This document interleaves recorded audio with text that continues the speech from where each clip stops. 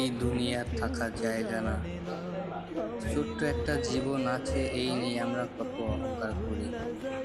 দেখো, একটি জুডের গোডাউনে কে জানে এখান থেকে একজন মৃত্যুবরণ করবে এই সুন্দর পৃথিবী ছেড়ে। তাই টাকা পয়সার রূপ নিয়ে অহংকার না করাই আমাদের উচিত, কারণ কার কখন মৃত্যুবরণ হবে তা কেউই জানে না।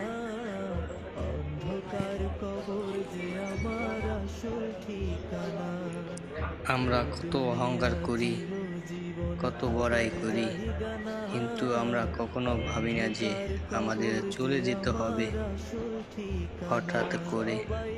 এই ধন সম্পদ যাদের জন্য ইনকাম করি তারাও আমাকে সাহায্য করবে না।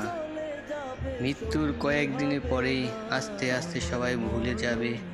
যত টাকা পয়সা ধন সম্পদ পৃথিবীতে রেখে যাব সবাই ভাগ করে নিয়ে যাবে, কিন্তু কত কষ্ট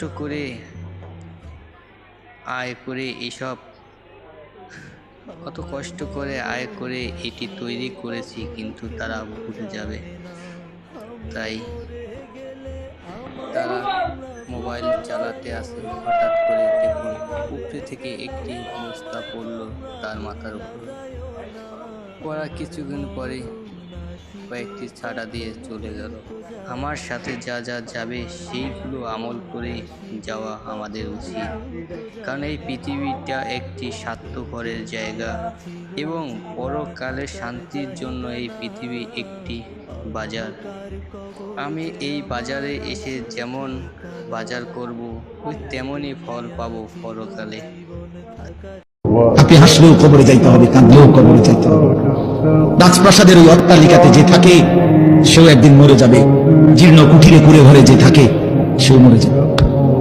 জীবনে যে কোনোদিন সুখ দেখে নাই দুঃখের সাগরে তারও মৃত্যু হবে। জীবনে যে কোনোদিন দুঃখ দেখে নাই সুখের সাগরে ভাসছিল তারও মৃত্যু হবে, সেও মরে যাবে।